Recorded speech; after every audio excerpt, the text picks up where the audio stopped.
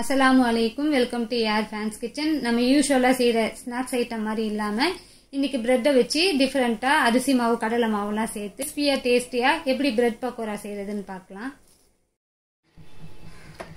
Bread pakoda செய்யறதுக்கு masala ready பண்ணிக்கலாம். ஒரே ஒரு டேபிள் ஸ்பூன் ஆயில் சேர்த்துக்கிறேன். ஆயில் நல்லா ஹீட் ஆயிடுச்சு. இதுல ஒரு 2 வெங்காயம் கட் பண்ணி வச்சிருக்கேன். ஒரு டேபிள் ஸ்பூன் இஞ்சி பூண்டு விழுது, ஒரே ஒரு பச்சை மிளகாய், கொஞ்சம் கொத்தமல்லி. இப்போ நம்ம வெங்காயம் சேர்த்து வதக்கிக்கலாம்.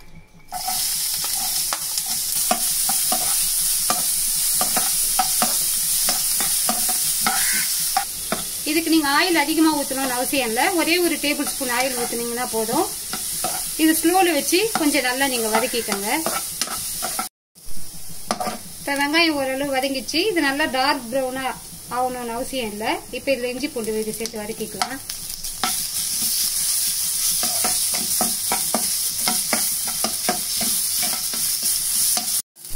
இப்ப இதுல கொத்தமல்லி பச்சை மிளகாய் சேர்த்துக்கலாம். நம்ம ஆயில் கம்மியா ஊத்தி இருக்கிறதுனால இது கொஞ்சம் அடி பிடிக்கிற போல இருக்கும். அதனால நீங்க ஸ்லோல வச்சு நல்லா வதக்கிக்கங்க. இதுல ஒரு டேபிள் ஸ்பூனு மிளகாய் தூள் சேர்த்துக்கலாம். இது காரம் கிடையாது, காஷ்மீரி மிளகாய் தூள். உங்களுக்கு ஏத்த மாதிரி நீங்க காரம் பார்த்து சேர்த்துக்கங்க. 1/4 டீஸ்பூன் மஞ்சள் தூள் சேர்த்துக்கலாம். கரம் மசாலா தூள் ஒரு சின்ன டீஸ்பூன்ல 1 டீஸ்பூன் சேர்த்துக்கலாம். இதெல்லாம் சேர்த்து கொஞ்சம் நல்லா வதக்கிக்கலாம். இப்ப இதுல தேவையான சால்ட் சேர்த்துக்கலாம். சேர்த்து கொஞ்சம் நல்லா வதக்கிக்கோங்க. இப்ப இதுல ஒரு 4 உருளைக்கிழங்கு வேக வச்சு வச்சிருக்கேன். இதை கொஞ்சம் நல்லா மசிச்சுக்கலாம். நீங்க துருவுறதுனா கூட துருவி எடுத்துக்கலாம். இந்த மசாலா எல்லாம் சேர்த்து நல்லா மிக்ஸ் பண்ணிட்டு நான் இதை துருவி எடுத்துக்கிட்டேன். நீங்க உருளைக்கிழங்கு வேக வைக்கிறதா இருந்தாலும் ரொம்ப பாயில் பண்ணிடாதீங்க. கொஞ்சம் கரெக்டா பாயில் பண்ணி நீங்க துருவி கூட எடுத்துக்கோங்க. இப்ப இந்த உருளைக்கிழங்கு இதுல சேர்த்துக்கலாம்.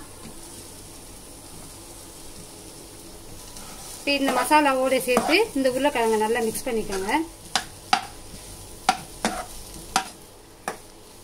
இதுல நீங்க கொஞ்சம் கூட தண்ணியே சேர்க்காம ட்ரையா இது போல வதக்கிக்கோங்க.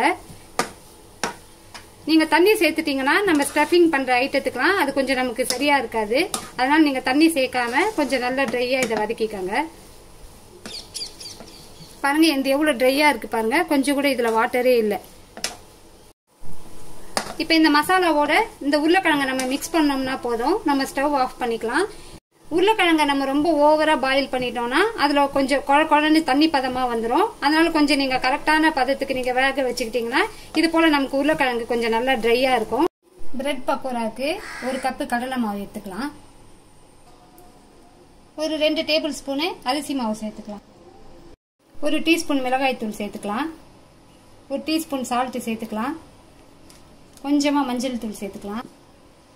கொஞ்சமா பெருங்காயத்தூள் சேர்த்துக்கலாம். இப்ப இதுல ஒரே ஒரு பச்சை மிளகாய் குட்டி குட்டியா கட் பண்ணி வச்சிருக்கேன். வெறும் கொத்தமல்லியோட தழை மட்டும் வச்சிருக்கேன். இப்ப இதை இதோட சேர்த்துக்கலாம். கொஞ்சமா சில்லி பிளேக்ஸ் வச்சிருக்கேன். இப்ப இதை நம்ம கொஞ்சம் தண்ணி சேர்த்து நல்லா மிக்ஸ் பண்ணிக்கலாம். முதல்ல இது ஃபுல்லா நல்லா மிக்ஸ் பண்ணிக்கோங்க.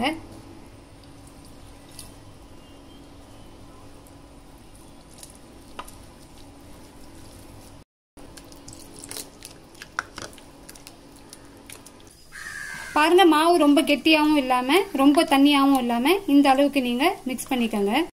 பிரெட் பக்கோடாக்கு உங்களுக்கு எத்தனை பிரெட் பீஸ் வேணுமோ அத்தனை பிரெட் பீஸ் எடுத்துக்கோங்க. நம்ம செஞ்சு வச்சிருக்கிற இந்த உருளைக்கிழங்க இந்த பிரெட் மேல வச்சுக்கலாம். நீங்க லைட்டா ஸ்ப்ரெட் பண்ணி விடுங்க. ரொம்ப அதிகமாவும் வச்சிடாதீங்க.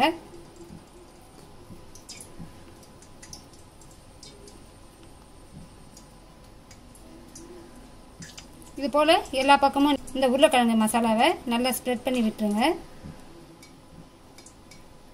நல்லா ஈவனா இது போல கொஞ்சம் நல்லா ஈவனா பண்ணி விட்டுருங்க. இப்போ நம்ம இன்னொரு பிரெட் ஸ்லைஸை இது மேல வச்சுக்கலாம். வச்சுட்டு இதை கொஞ்சம் நல்லா அழுத்தி விடுங்க. இப்போ இந்த பிரெட்டை ட்ரையாங்கிள் ஷேப்புக்கு கட் பண்ணிக்கோங்க. பாருங்க இது போல ட்ரையாங்கிள் ஷேப்க்கு கட் பண்ணிக்கலாம். இது போல நீங்க முதல்ல எல்லா பிரெட் பீசஸையும் செஞ்சு வச்சுக்கோங்க.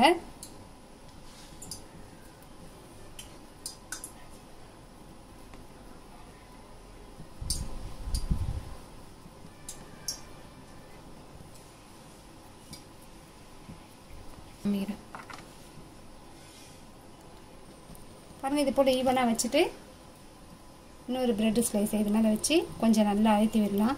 இதை ட்ரையாங்கிள் ஷேப்புக்கு நம்ம கட் பண்ணிக்கலாம். இது போல் நம்ம முதல்ல செஞ்சு வச்சுக்கிட்டோம்னா நம்ம ஃப்ரை பண்ணி எடுக்கிறதுக்கு ஈஸியாக இருக்கும். இது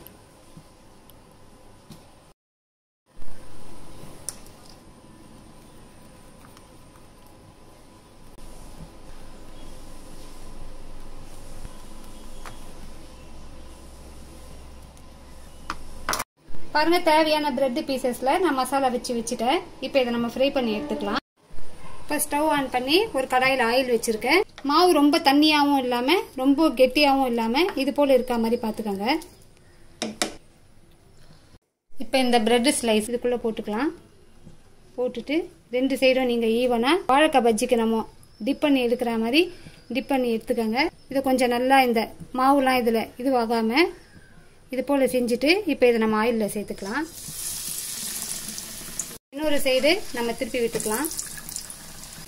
பார்த்தீங்களா, மாஷால்லா, நம்ம டெய்லி செஞ்ச ஸ்நாக்ஸே நம்ம செய்யாமல் நம்ம இது போல் ஒரு டிஃப்ரெண்ட்டாக செய்யும்போது நீங்கள் இது ஒரு பீஸு சாப்பிட்டீங்கன்னாவே உங்களுக்கு வயிறே ஃபுல்லாயிடும். பார்க்கவே இவ்வளோ கலர்ஃபுல்லாக இருக்குது பார்த்தீங்களா. நீங்கள் ரெண்டு செய்கிறோம் ஈவனாக மாற்றி மாற்றி இது போல் திருப்பி விட்டுக்கோங்க. அப்போ தான் நமக்கு ஈவனாக இது ஃப்ரை ஆகும். இப்போ இதை எடுத்துக்கலாம். நீங்கள் எண்ணெய் அதிகமாக வச்சிங்கன்னா இதில் 2 பீஸ் போட்டுக்கலாம். நான் எண்ணெய் கம்மியாக வச்சு சின்ன கடையாக நான் வச்சிருக்கிறதுனால ஒவ்வொரு பீஸாக போட்டு எடுத்துக்கிறேன். ஒன்னோடு ஒன்று அது சேர்ந்ததுன்னா நமக்கு பிஞ்சு போகிறதுக்கு சான்ஸ் இருக்குது.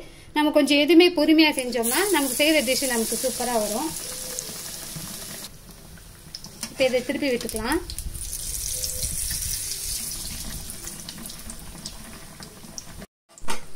இப்போ இது ரெண்டு சைடும் நல்லா ஃப்ரை ஆயிடுச்சு. இப்போ இதை நம்ம எடுத்துக்கலாம்.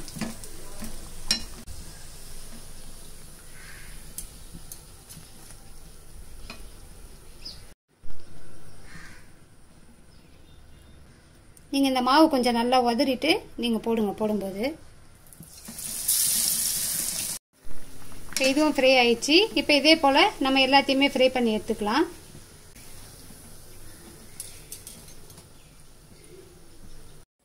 அல்ஹம்துலில்லாஹ், நம்மளுடைய பிரெட் பக்கோடா சூப்பராக ரெடி ஆயிடுச்சு. இன்ஷால்லா நீங்களும் இதே மாதிரி செஞ்சு பாருங்கள். செஞ்சு பார்த்துட்டு உங்களுக்கு எப்படி வந்ததுன்னு உங்களுடைய கமெண்ட்ஸை சொல்லுங்கள். என்னுடைய வீடியோ பிடிச்சிருந்ததுன்னா லைக் பண்ணுங்கள், உங்களோட ஃப்ரெண்ட்ஸ்க்கு ஷேர் பண்ணுங்கள். என்னுடைய சேனல் உங்களுக்கு பிடிச்சிருந்ததுன்னா சப்ஸ்கிரைப் பண்ணுங்கள். என்னுடைய சேனலை நீங்கள் சப்ஸ்கிரைப் பண்ணிங்கன்னா நான் போடக்கூடிய வீடியோ ஃபுல்லாக உங்களுடைய ஃபோன் டிஸ்பிளேல நோட்டிஃபிகேஷனாக வந்துடும். இன்ஷால்லா நெக்ஸ்ட் டிஷ்ல நான் உங்களை மீட் பண்ணுறேன். அஸ்ஸலாமு அலைக்கும். தேங்க்யூ.